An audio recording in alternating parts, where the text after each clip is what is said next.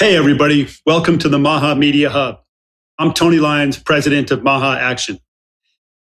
So what's happening now is unlike anything I've seen in my lifetime.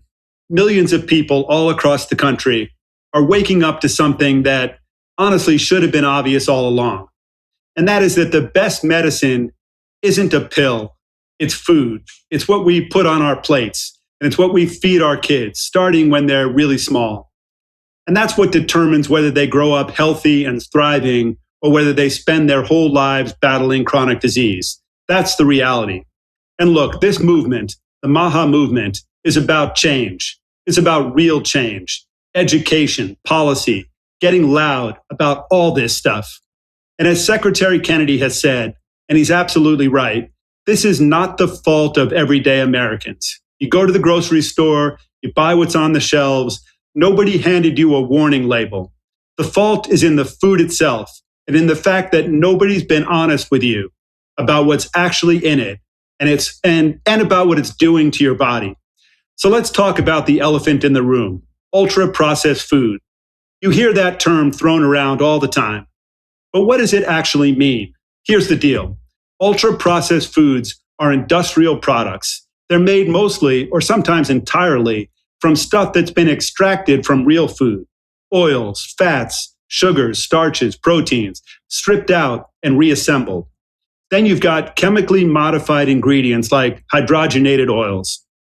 And then, and this is the important part that should make you angry, substances that are literally cooked up in a lab, flavor enhancers, artificial colors, emulsifiers, all kinds of additives. There's little to no actual whole food left in these things. So let me put it simply. Ultra-processed food is the opposite of real food. It's the opposite of everything our new food pyramid stands for. And here's what you need to understand. These foods were never designed to keep you healthy. Nobody in a boardroom said, how do we nourish people? They said, how do we make this food last longer on a shelf? How do we make this cheaper to produce? How do we maximize profit? That's it. That's the goal. That's always been the goal. And a lot of the chemicals in this stuff, they're not just bad for you, they're addictive by design. We've created generations of Americans who are hooked on food that is making them sick. And it's a cycle, and it's brutal. MAHA wants to reduce the toxic load on all Americans, whether that's coming from food, drugs, vaccines, pesticides, whatever it is. We want it all to be on the table. Think about it though. 70% of what our kids eat is ultra-processed. 70%. And we wonder why childhood obesity is going through the roof, why chronic disease is an epidemic. And this is why. We're fighting every single day to reverse it. Breaking this cycle of addiction, that's step one. That's the foundation. You do that and you've taken the most important step towards rolling back decades of chronic disease in this country. But we also need to talk about the good news, because there is good news. Real food is available. And despite what people think, eating real whole food does not have to cost more than loading up your cart with processed junk. It just doesn't. It's a myth that's been pushed on us, and we need to burst that myth wide open. And thanks to Secretary Kennedy and initiatives like Product of USA label, it's getting easier to know what you're buying, to identify food that's actually grown and produced by American farmers and ranchers. And programs like this make it easier and more affordable to be healthy. And that's what really matters. Every single day should be about finding solutions, ditching the ultra-processed garbage and getting back to real food. And this wasn't true all along, but it used to be on every dinner table in America, coast to coast, and we can get back there. So today's show, we've got an incredible lineup. You're going to hear from Vani Hari, Dr. Cate Shanahan, Dr. Eric Berg, Dr. Michael Nusbaum, Gary Brecka, Russell Brand, and then Dr. Arvin Singh, the Secretary of Health in West Virginia, is going to share what MAHA is doing in his state and what they're actually doing on the ground. But first, we're going to kick things off with Calley Means. He's a senior advisor at HHS, and he's going to break down the government's definition of ultra-processed foods and what they're actually doing to improve nutrition for all Americans. So let's get into it. Welcome, Calley Means. Thanks, Tony. As you're talking, I'm reflecting on what's happened in the past year, and I think we're all anxious for more change. Secretary Kennedy's right over there, and I know he is certainly banging the table for more change, and I think that's the nature of our movement. But man, what's happened in the past year, I think, is extraordinary. I think even if many of us want to see faster action, more action, I think we can all agree that 2 years ago, none of us could have imagined the place we'd be at today. I want to get into ultra-processed food, Tony, but I think one thing that happened on Monday is emblematic of what we're doing across a number of fronts. So Gary Brecka and some other friends on the call were there, but we went down to a hospital in Florida with Dr. Oz and Secretary Kennedy and announced what's called a condition of participation. So I think one of the key things is Secretary Kennedy's in power now. He's got his hands on the biggest department by budget of any government in human history. And that department pays out $2 trillion a year in Medicare and Medicaid payments. And there's conditions that come with those payments. So what we learned we could do is put a requirement that hospitals who receive Medicare and Medicaid funding, which is every hospital, are going to be required to not serve toxic food. And we announced this new condition that hospitals cannot be serving sugary drinks. We've all seen the stories, and I've seen it personally.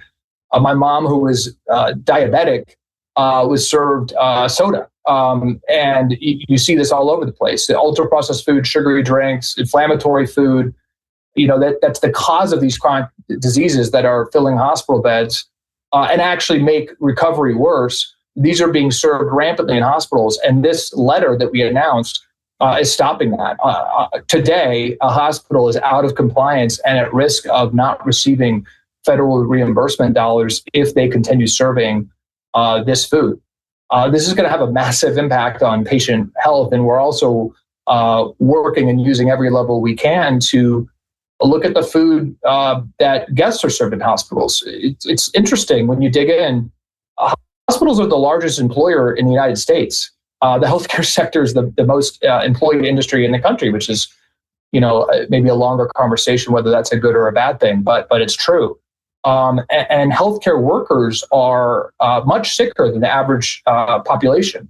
So by using the levers of power that we have and saying government money that is going 90% to treating chronic disease should not be funding hospitals that serve food that's fueling that same chronic disease, and also working on our convening power to look at the food that's being served to the employees and the staff and the visitors to that hospital. That's an example of a change that's going to have a significant public health impact.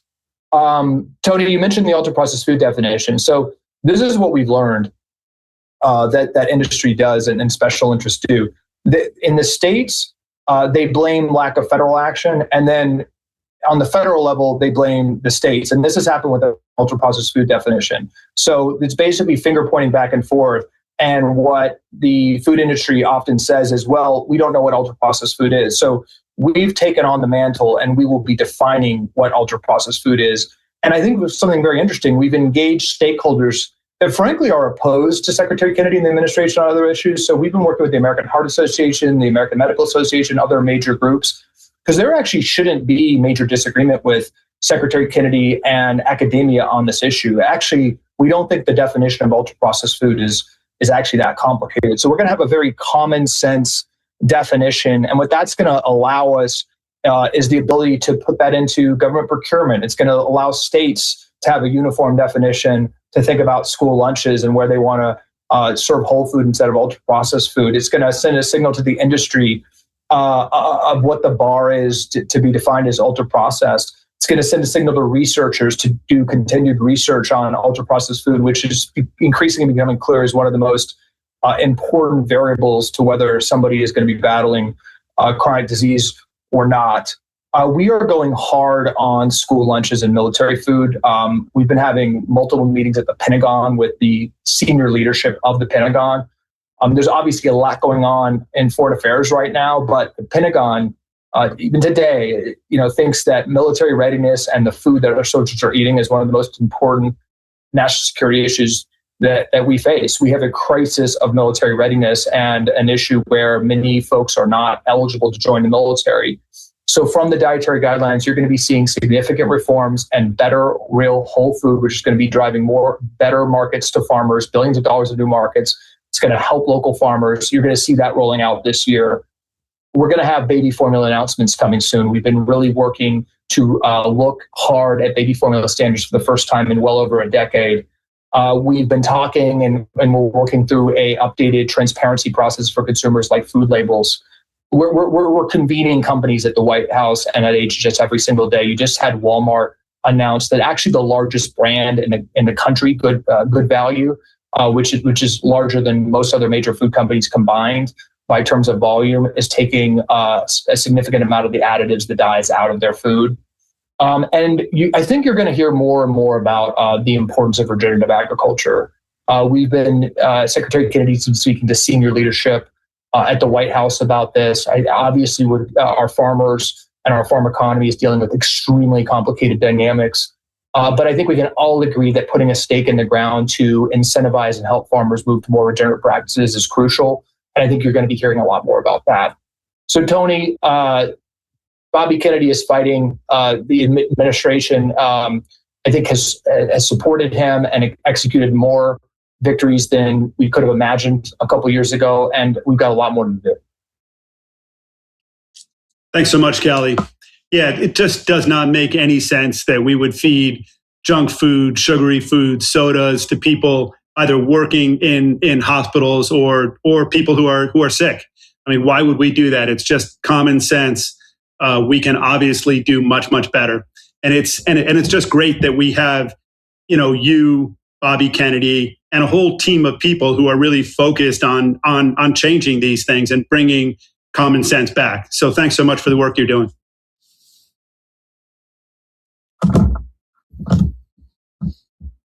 Next up, we have Vani Hari, and she's known as the Food Babe, and she's been a corporate accountability activist for over 10 years, really pointing out all the toxins that are in our food.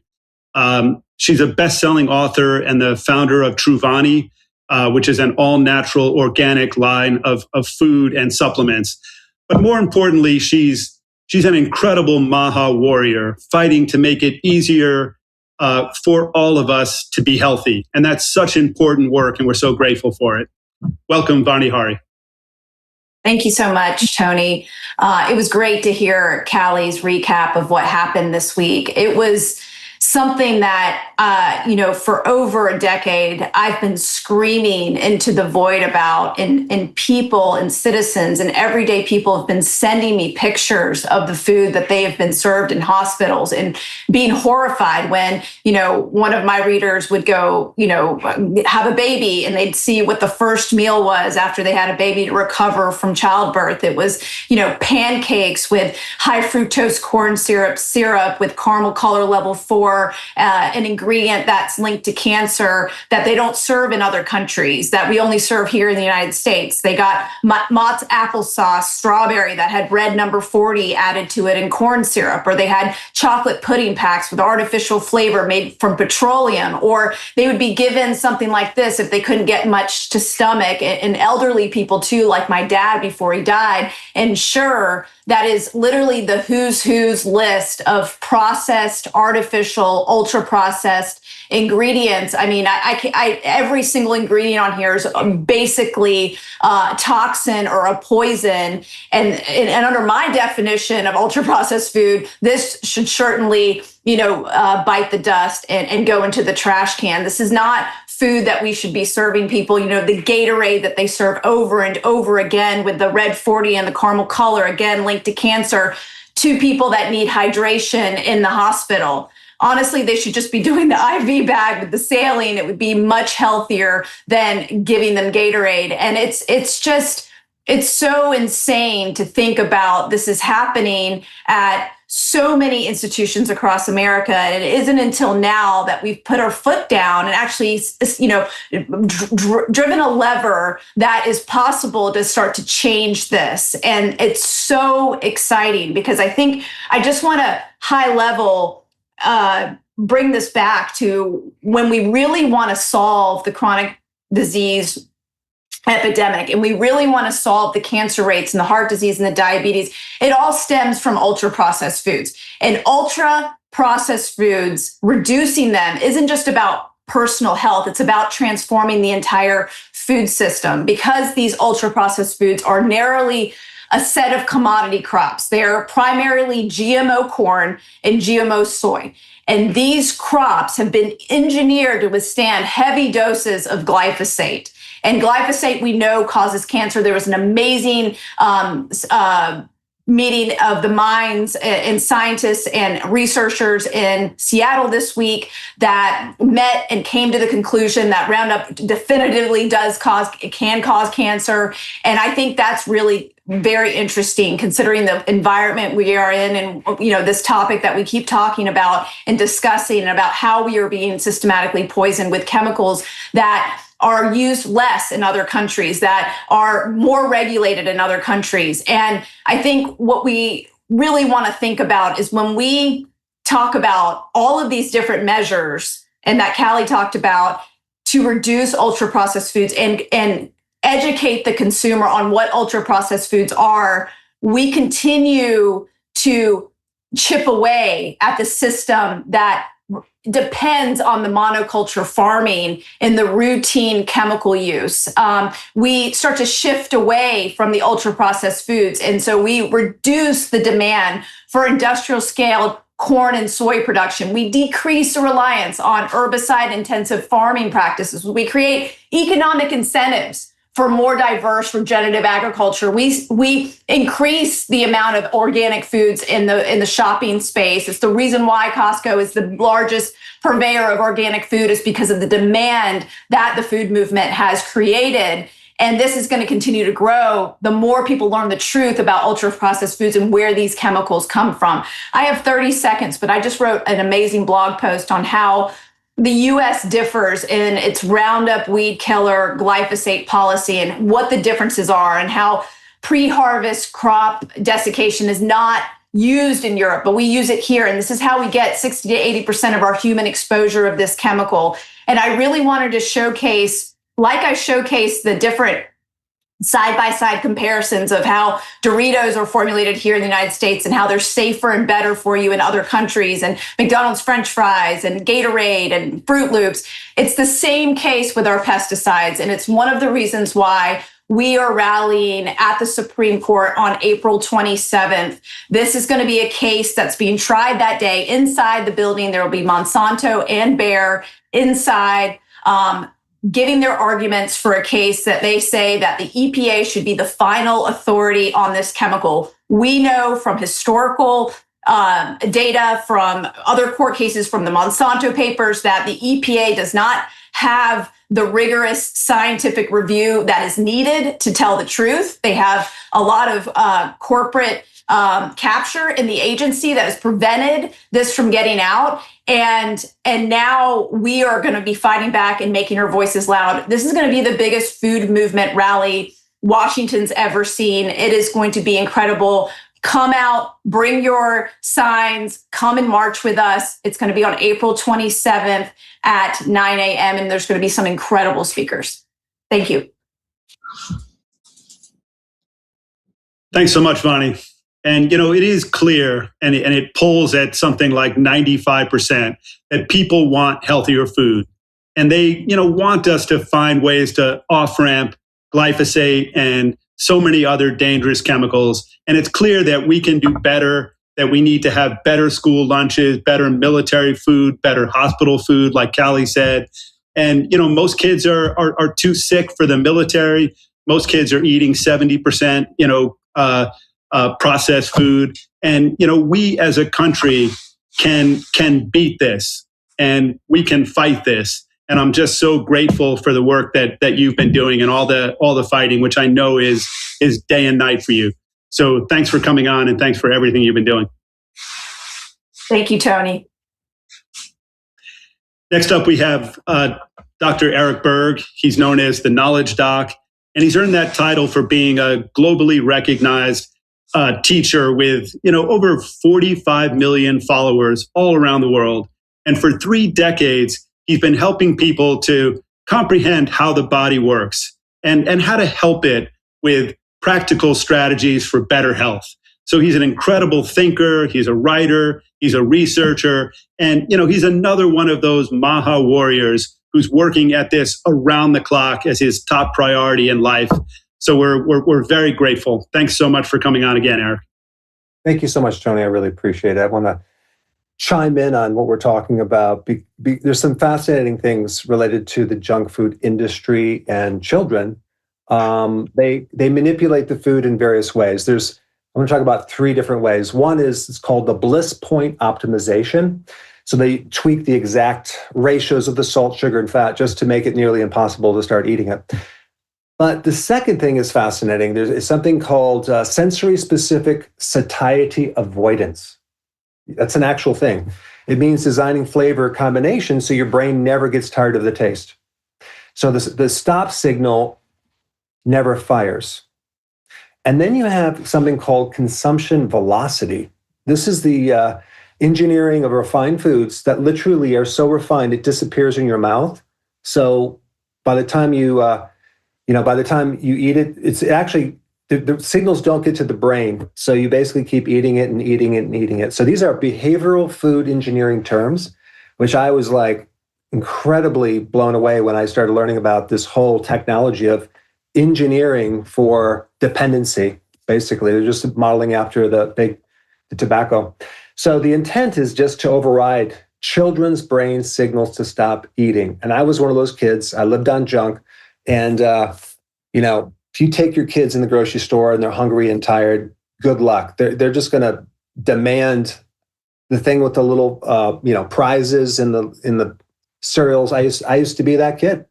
But in December 2024, 11 companies were sued for designing addictive food products and marketing them to children. So the FDA and NIH have now launched a joint initiative modeled on the Tobacco and Regulatory Science Program to study these products the way they studied cigarettes, and that's really good. And I think the reason that it got this far just boils down to an interesting definition of the word food. In 1938, the Food, Drug, and Cosmetic Act defines food as, and I'm not kidding, articles used for food or drink. That's what food is. It's literally a circular definition. So under that definition, a product made from industrial starch, refined sugar, solvent, extracted seed oil, synthetic flavors, petroleum dyes, it's legally identical to a whole egg. And that is the loophole. And this is why that definition needs to go. We need to replace it with the biological definition. So we're not asking to even necessarily ban everything, but we're just asking one thing, just to tell people the truth, put a score on the package, let parents see in 3 seconds whether they're handing a child actual food or something that resembles food that is, shouldn't be called food, but it's engineered just to bypass these kids' hunger signals. So the people who are designing these foods knew exactly what they were doing. And now it's time to have the parents also know exactly what they're doing. Thank you. Thanks so much, Eric. And, that's something that I had never heard of, consumption velocity. It's, all of these terms, it's just crazy what they've done. And the idea that we've been lied to, we've been manipulated, we've been given food that is supposed to make us addicted to it. And, and we've been given food that's not even really food. So this has got to change. It's starting to change, and it's changing because people like you go out there and say it day after day. So thank you for continuing to say it. And, we're just going to keep on fighting. And in the next 3 years, I think we're going to change the way everybody thinks. And that's going to put a lot of pressure on all of these companies. So thanks so much. You're welcome. Next up, we have Russell Brand. And he's a consciousness explorer. He's an incredible writer. And he's used his massive platform to question mainstream narratives on health and wellness and faith and all kinds of other things. And, he's got a great new book coming out. We're going to tell you all about that soon. But he's been a great MAHA warrior and has helped us day after day on his show, helped all the people in this country who are hoping to kind of learn the truth, to not be brainwashed, and to have a better sense of what they're putting into their bodies. Sorry, Matthew. Hey, Tony, firstly, you're looking incredibly well after excuse me, everyone, I've got to do this MAHA call. I support MAHA. I support Tony Lyons. I support the MAHA movement. There's good people on here. Gary Brecka comes on here. Dr. Oz comes on here. Secretary Kennedy comes on here. And many, more important than that, actually, are the many MAHA activists who are continuing to make a difference at a time where politics is becoming increasingly fragmented and more people feel doubt, don't they? Like a lot of us feel sort of, oh no, what's happening in this coalition? Well, guess what I heard the other day, Tony? Like the MAHA voters are going to be super important in the midterms. By MAHA voters, what I mean is those of you that supported Trump and the MAGA movement because of Secretary Kennedy, because of his position on vaccines, people that might be concerned about that. What's it called? Glyphosate. I'm talking about that thing that's in fertilizer where immunity and indemnity has just been granted to some big agriculture interests. Man, I know what we're talking about is hyper-synthesized and what do you want to call them? Sort of synthetic foods, processed foods. It's so obvious. The thing that's excited me about the MAHA movement from the beginning was the idea that there is something that will help us get beyond this giddy, stupid, incessant, pointless cultural division. Some people willing to rip each other's guts out over Israel-Palestine, even though I acknowledge it's an extremely significant and becoming increasingly yet more significant issue.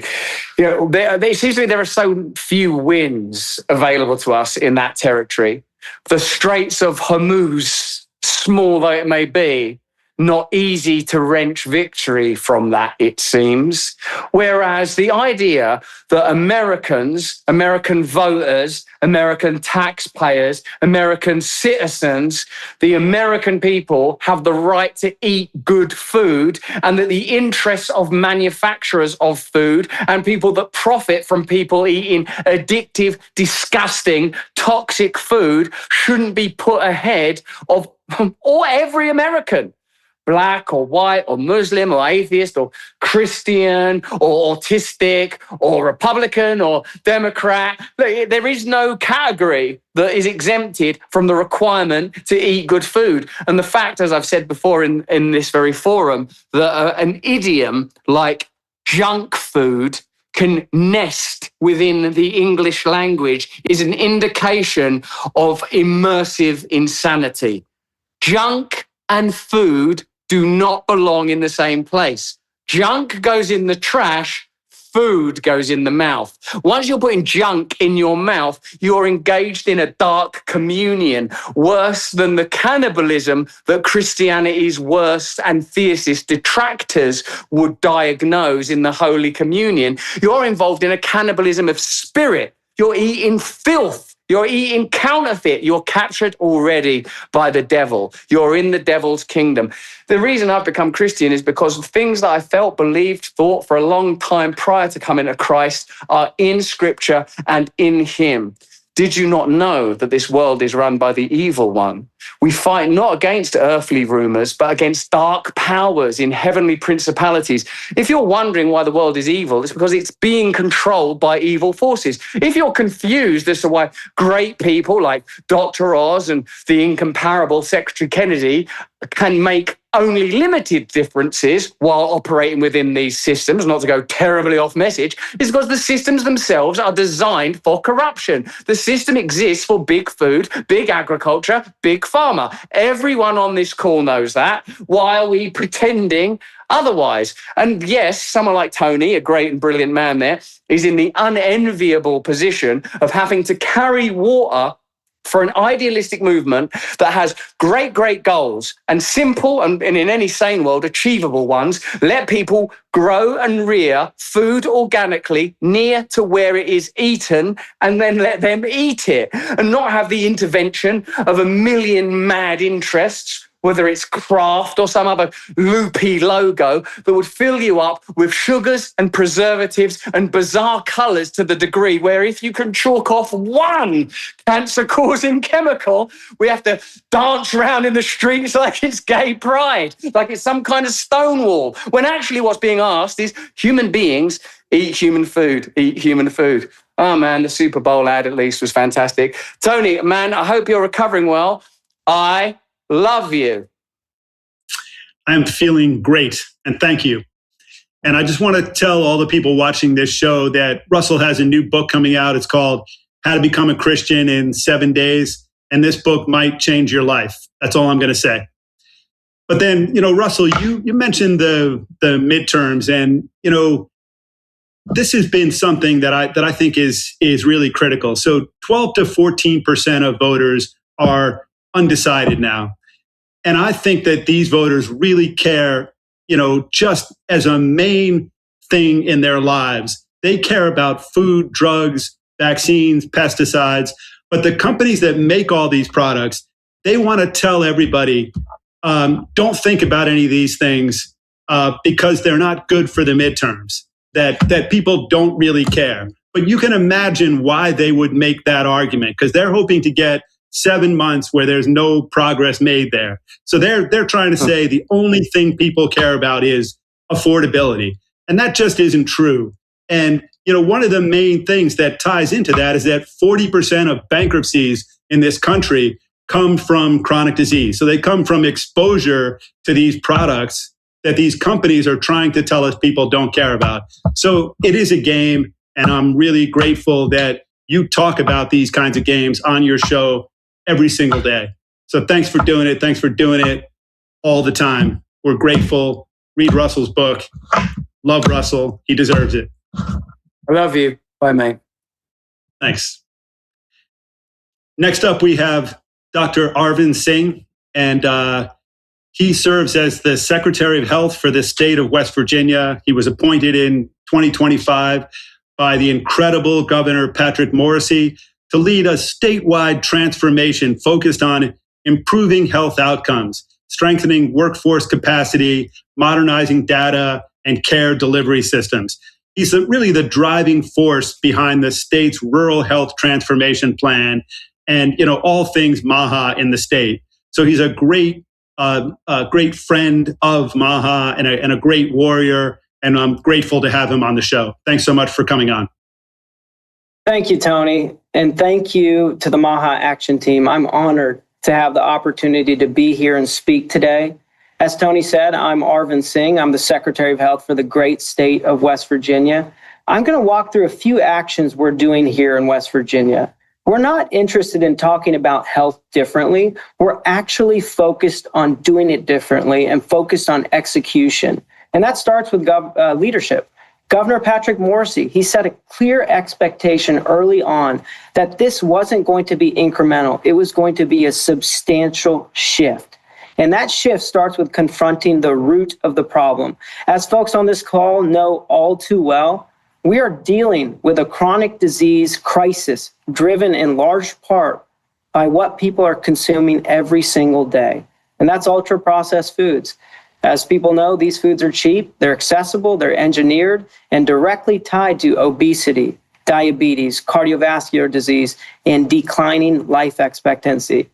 In West Virginia, unfortunately, we rank near the bottom in many of these chronic disease metrics. And that's not something we hide from. It's exactly why we have the greatest opportunity to lead. Because if we can move those numbers here in West Virginia, we can move them anywhere. It's similar to what Vice President J.D. Vance said at the MAHA Summit, and I was honored to be able to sit there and hear that if we can solve the severe public health crisis in rural Appalachia, we can solve them for the whole country. Through MAHA and our governor's 4 pillars, which were announced last year around when I was appointed, they're cleaning up our food, finding purpose, moving our bodies, and rewarding healthy choices, we've taken that challenge head on, and we've acted. We're one of the first states to ban synthetic food dyes in our schools, removing unnecessary additives from what our kids are eating every single day. And we're working toward removing synthetic dyes in retail by 2028. We've also pushed forward SNAP waivers, and we're strengthening our WIC program and food guide in favor of healthier choices. And in the latest legislative session, we passed the Make West Virginia Healthy Again Act to align our state programs and incentives around better nutrition, prevention, and measurable health outcomes. But policy alone doesn't get results. Execution does. And that's where our West Virginia Rural Health Transformation Program, and I'm just going to shorten it as RHTP, comes in. RHTP is how we operationalize in our state MAHA. It's the engine behind everything we're doing, and it's built around a standard that is absolutely non-negotiable. Every dollar must drive measurable outcomes, not activity, not process measures, outcomes. We've structured our RHTP program across 7 pillars, and at the center is prevention, specifically targeting chronic disease at its root. And through our program, we're going to scale nutrition, physical activity, food as medicine approaches across our state as core parts of the program. And we're working with providers and communities to actually change behavior, not just advise it. Because reversing chronic disease requires sustained behavior change, not one-time interventions. We are aligning the rest of the system around that goal. We will be deploying smarter care models that manage chronic disease more effectively. We will be stabilizing the workforce needed to deliver that care, and we'll be expanding rural access so people can actually receive it.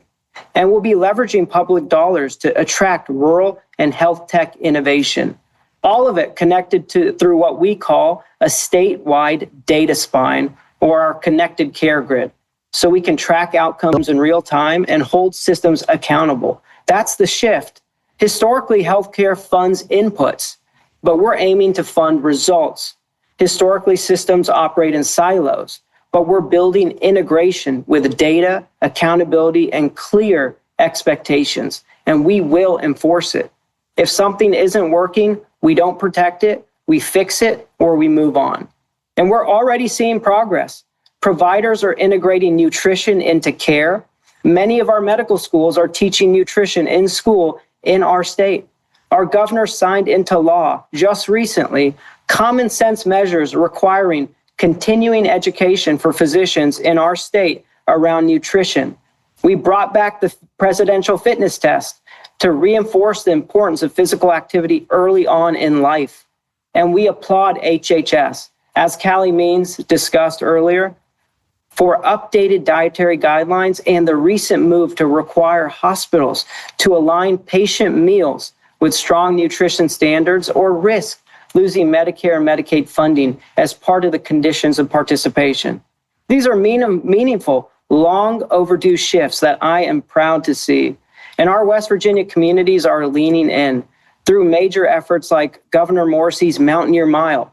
We're encouraging West Virginians to walk a mile every day. And fittingly, today is National Walking Day. Our team, led by the governor, just opened a new Mountaineer Mile trail today, just a few hours ago in Lake Stevens, to encourage people to get outside, get active, and take simple steps toward better health.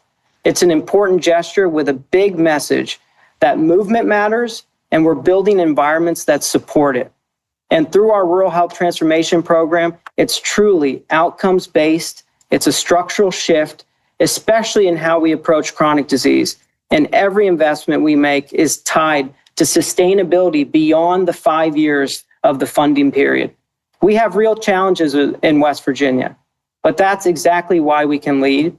We can prove that if you take on ultra-processed food, if you target chronic disease directly, and if you align a system around outcomes, you can change the trajectory of a state. That's what we're doing with MAHA. That's what we're doing with RHTP and within our Department of Health. And we're just getting started. Thank you. And thank you, Tony and MAHA Action, for having me.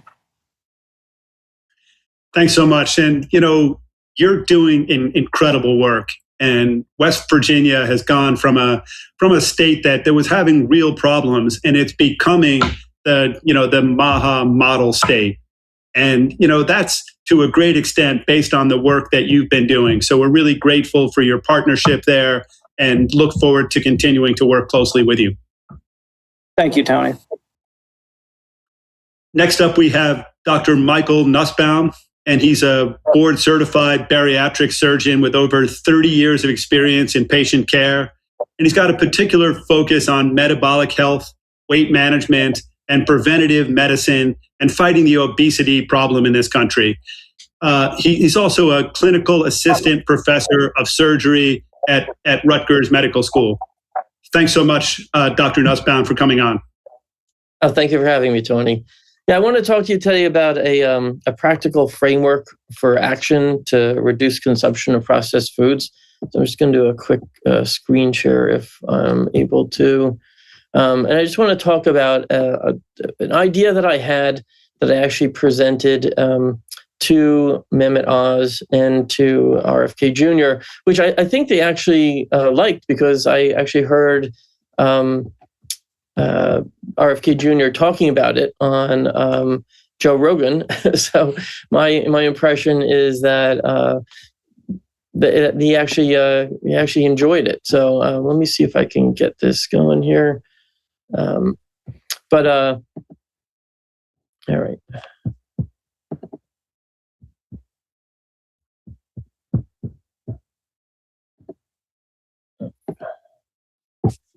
All right, so can you see my screen here? Are you able to see my screen? I'm muted, so I can't say it. Yes, we see the screen. All right, so I want to talk to you about this framework that I came up with. And thank you, Tony, for introducing me. I don't need to go through this again. So basically, the core problem is consumers can't identify what foods are harmful, mostly because of misleading labels. There's no really trusted signal, and advertising is driving poor decisions. So when I shared this with Dr. Oz and RFK Jr. back in February, it's basically a system that starts off with 10 and goes down to 0. It's based on processing, additives, exposure. It's a simple, visible, scalable identification of food so that patients and consumers understand what they're looking at. It doesn't ban foods. It preserves choice. It drives market change. And I think it's politically viable. So the structure of the scoring system is that everything starts at a 10. So imagine grass-fed beef, farm-raised eggs, that's a 10. And you're deducted points all the way down to a 0, which is a fully ultra-processed synthetic artificial food. So, for example, artificial colors, you lose a point. Artificial flavors, you lose a point. Synthetic preservatives, you lose a point. High fructose corn syrup, you lose a point. Refined seed oils, you lose a point. Protein isolates, you lose a point. Emulsifiers, you lose a point. Artificial sweeteners, you lose a point. And greater than 5 processing steps, you would lose a point. And then, honestly, and I've heard RFK Jr. talk about this a lot, if you don't see these ingredients that are in your house, you got to wonder what they're actually putting into it. But I'm certainly open to any other suggestions on here. But the labels will be color-coded. So from 10 to 7 will be green, 6 to 4 are yellow, and anything 3 and below would be a red label. Consumers understand colors instantly. It's easy for a consumer to identify how bad a food is if it's based on a color, and it reduces consumer label anxiety. So they're understanding what they're looking at pretty quickly. It's easier than counting calories. It forces manufacturers to reformulate what they're actually doing, because if it's a red label, more than likely consumers are going to pass by it and not purchase it. So the consumers are going to be forced by economics to then change the formulation. It's protecting children. It encourages ingredient transparency. And I think it's politically sellable because it's information. It's not regulation. We're not denying anyone the ability to have anything. This could then be expanded into SNAP incentives. So if a SNAP recipient is perhaps using more than 50% of their money towards green labeled products, maybe they get a 10% incentive. Federally funded institutions should be limited to green and yellow labels and not allowed to present red labels to the consumer. Retail integration is important. School alignment, which we're already looking at. Schools that are receiving federally funded programs should limit what they're providing to the students. There could be insurance incentives based on how much of you're purchasing of the green products, and it allows for population health tracking as well. This framework is not final. I'm actually seeking input from this group to maybe make suggestions on how to change it or make it better. But I'm not looking for credit for this. The goal is to make America healthy again, and I'm really looking to see if there's an opportunity for a way to improve what we're actually creating here. That is great. Thank you so much for coming on. And a couple of great points there, that we're not looking to ban anything. We're not looking to increase regulation. We just want radical transparency, and we want people to know what they're eating, what they're putting into their bodies, so that they can begin to make better choices. And that's Absolutely. How I think we get a real bottom up change that then starts to transform the way people look at food, pesticides, vaccines, drugs, all of it, because they're actually making choices based on knowledge of what these things are. The average consumer doesn't understand what these labels are. That's really the biggest problem. Definitely. So thanks so much for coming on, and we hope that you'll come on many, many times. Well, thank you. I appreciate it. Look forward to helping. Thanks. Next up, we have Gary Brecka, and he's the visionary founder of The Ultimate Human. He's a human biologist, a biohacker, a longevity expert, and as I've said many times, he travels all around the world, teaching people how to live healthier, more vital lives. And he's one of the toughest and most serious MAHA warriors, MAHA champions, and we're grateful for all of his help. He's clearly working at it day and night, posting things to something like 40 million followers. So thank you so much for all the work you do, Gary.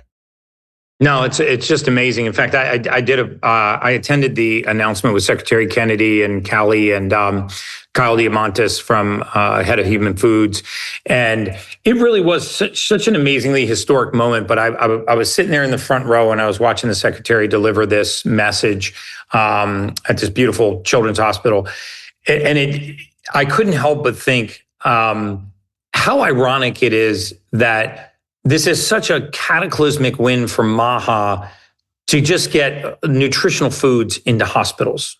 It seems like such a common sense initiative that should have been around for the last 50 years. We know that those are the most vulnerable. Those people they have the least amount of choice when they're in a hospital bed. They have to eat what's put in front of them. It's something that was very near and dear to my heart. I lost one of my very, very best friends from a very young age. Steve Novak, and I lost him to a late-stage colon cancer.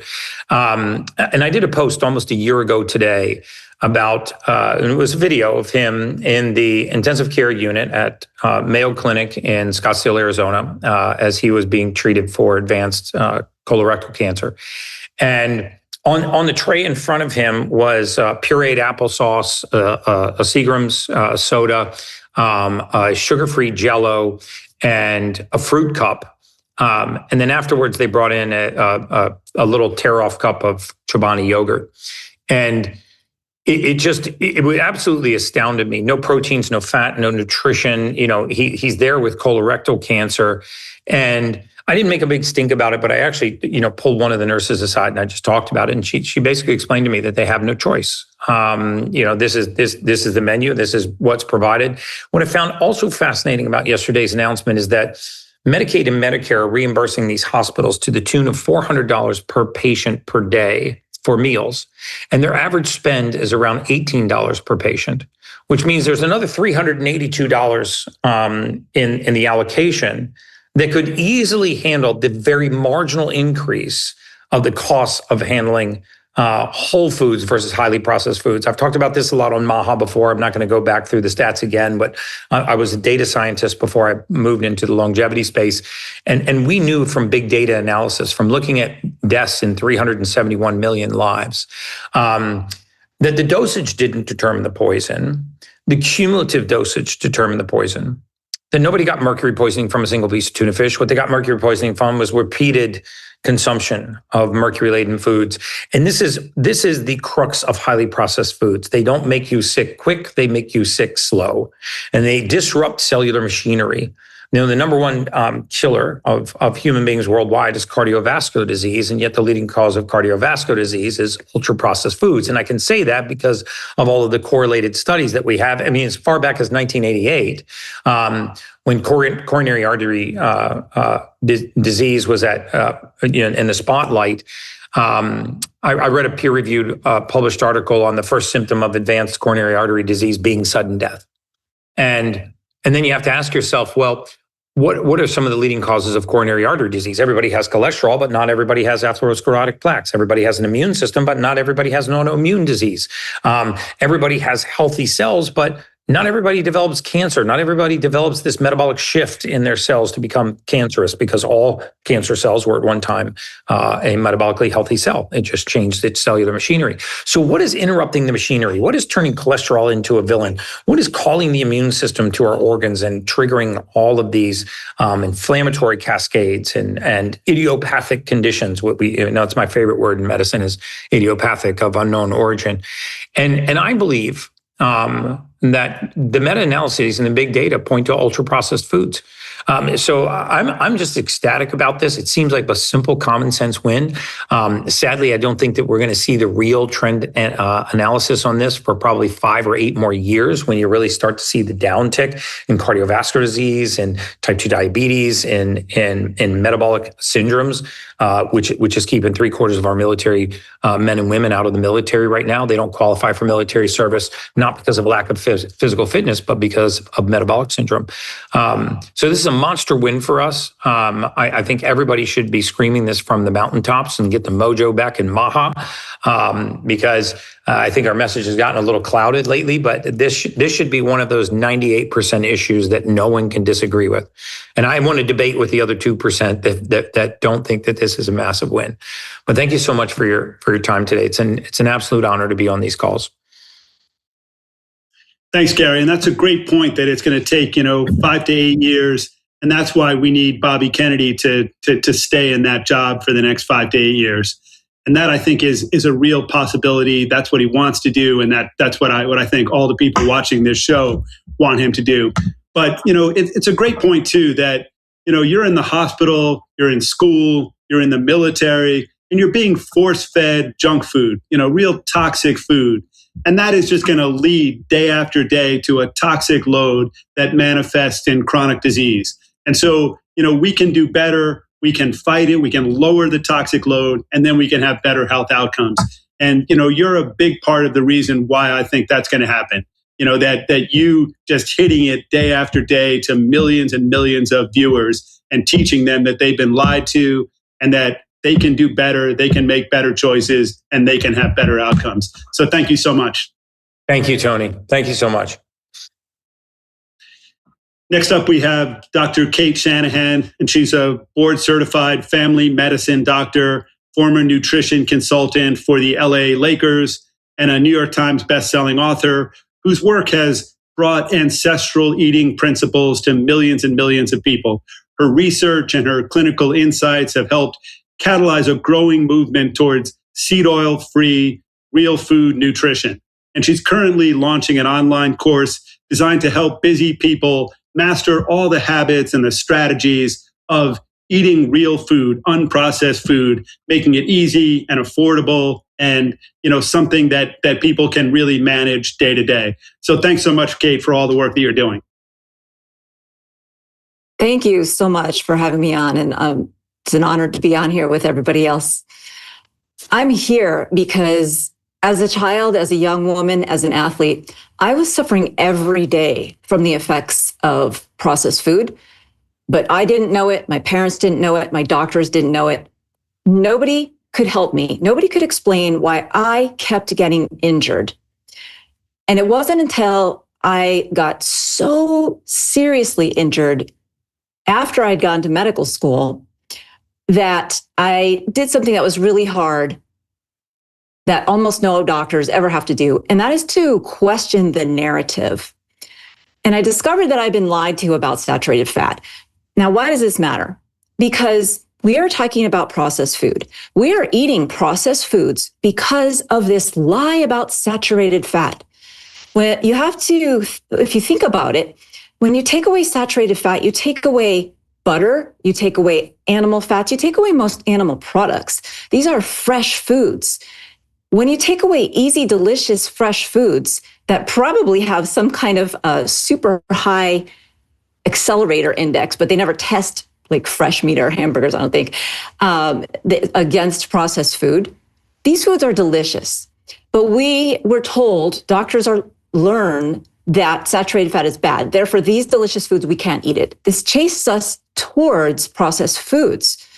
And this process of scaring people away from real foods and chasing us towards processed foods began so many generations ago that almost nobody is alive anymore who remembers that there was a time when doctors told people to drink whole milk and to eat butter.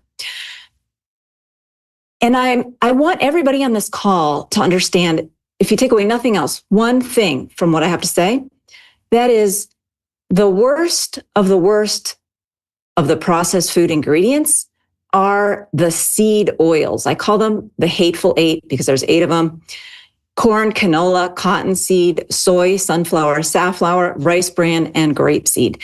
These are refined and they are unstable and they develop toxins in the bottles after they leave the factory that doctors and dietitians know nothing about. These toxins are so potent that when they're including things like aldehyde. So when people work with these toxins, they have to wear hazmat suits. Seed oils are the worst thing in the food supply, partly because they are so ubiquitous. Most of the people, so I work with people every day who also are suffering from the effects of processed food and don't know it. And I have to tell them that they've been eating more seed oils than they realize, even if they don't cook with them at home, because they are in 80% of the foods that we eat in the grocery store.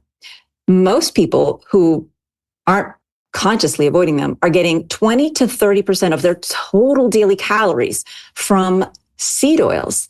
And they are not just in obvious processed foods or things that we know are unhealthy, right? We all know fried food is unhealthy. We all know sacks of chips are not healthy.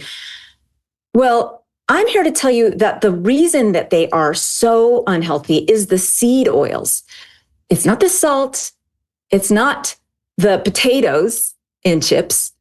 It's the seed oils. And what they do to our bodies is, well, I've made understanding exactly what they do to our bodies the focus of my professional career. So far, I've filled up 5 books with how these oils and the other 2 main ingredients in processed foods, being the refined carbs and the refined proteins that were already called out, how these things lead to specific diseases. And so just to give you an example, I recently broke a leg and I have some help here now that I didn't need before. And the young lady who was helping me, she is a go-getter. She is amazing. She is like overqualified to do what she's doing to help me.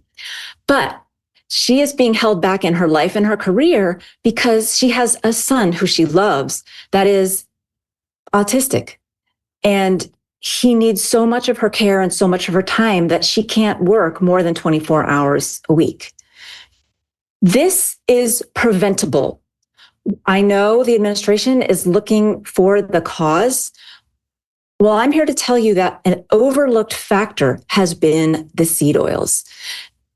Seed oils have components, foods cooked in seed oils have components that are known neurotoxins. They are known genotoxins. They are known to cause birth defects. They are known to cause mutations and cancers. And because dietitians, physicians, and healthcare researchers believe that they're the healthy alternative to animal fats, almost our entire nutrition research regimen so far has overlooked these oils as potential agents of disease. And in fact, the structural blind spots and biases around saturated fat have prevented seed oils from even being evaluated properly, so that dietitians and doctors think that they have been evaluated and they think that medical science has tested them. But the fact is, they have never been tested as independent variables in the past 30 years of medical research, which is most of what anybody in healthcare will be able to access and go back to. So the Hateful Eight: corn, canola, cottonseed, soy, sunflower, safflower. Memorize those. Those are ingredients in your stores. That's the first 6. The last 2, rice bran, grapeseed. If you can get these out of your life, this is the most important step you can take to improving your health. You will notice a difference. And it's not just because you're cutting out processed food. It's because these are toxins, and it's a shameful legacy of American medicine that we have not only not pointed these out, but that we have promoted them as heart healthy for generations. Thank you very much. Thanks so much, Cate. That's a crazy stat that seed oils are in 80% of our food, and that 20% of the calories that we eat are from seed oils.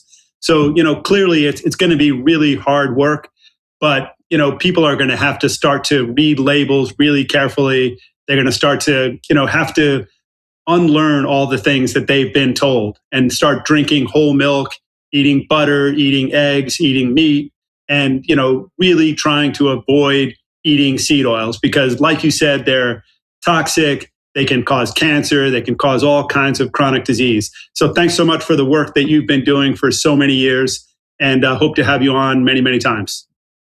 Thank you very much. And thank you to all of you for joining us on the MAHA Media Hub and for tuning in each week. And as always, thanks to all the speakers for their insights, their dedication, and their daily contributions to the MAHA movement. We're excited to announce the launch of our new website, and it is at mahaaction.org. So not mahaaction.com, which is the old one, mahaaction.org. And on there, you're going to find our legislative tracker that allows you to view and take action on all the MAHA bills locally. And, it's a tool to find out all kinds of great organizations and what they're doing to advance the MAHA mission and movement. And there's a page dedicated to tracking MAHA victories and a place to sign up to join our growing mailing list that now has over 2 million subscribers. And then, please follow us on the MAHA Report on Substack that has about 200,000 followers. And then come to our roundtables with the MAHA Institute. Each year, we're going to have the MAHA Summit. And then there are MAHA films by Jeff Hayes. There are MAHA books, MAHA parties, and big events all around the country. And then, follow all of the influencers who come on this show. They have hundreds of millions of followers, and they're a big part of the power of the MAHA movement. And, we're going to harness every bit of that power to work with everybody in the government, every cabinet member, every branch of government, to support and be a powerful resource to the Trump administration going into the midterms. It's going to be so important because we need to make sure that Bobby Kennedy and his team can complete that mission that they've set out. And that, we have to have that power so that we keep them on mission and out of congressional hearings. So following this call, you're going to get a comprehensive email showing clips from this show and then calls to action. Please share that. And, please help us grow this movement. And then, Cate Means is, kind of in limbo now as far as being confirmed as Surgeon General. So please call Senators Collins, Murkowski, and Cassidy. So Senator Collins, her phone number is 202-224-2523. Senator Murkowski is 202-224-6665. And Senator Bill Cassidy is 202-224-5824. Make sure that they know how important this is to the millions of MAHA warriors all around the country, that we won't stand for them holding this up any longer. And then, go to the peopleversuspoison.org. It's a new website, and sign up to attend the April 27th rally that Vani Hari mentioned. It's so important. We have to find a way to off-ramp glyphosate and all kinds of other dangerous chemicals from our food. Thanks for joining us once again, and we look forward to seeing you next Wednesday at 4 p.m. America's children are sick, and moms have been betrayed. The time for empty promises, long past. Now is a time for action. MAHA is the most powerful force of collective action in generations. The grassroots power of moms and activists has created an army of health warriors with more reach than all mainstream media combined. Together, we can end the chronic disease epidemic.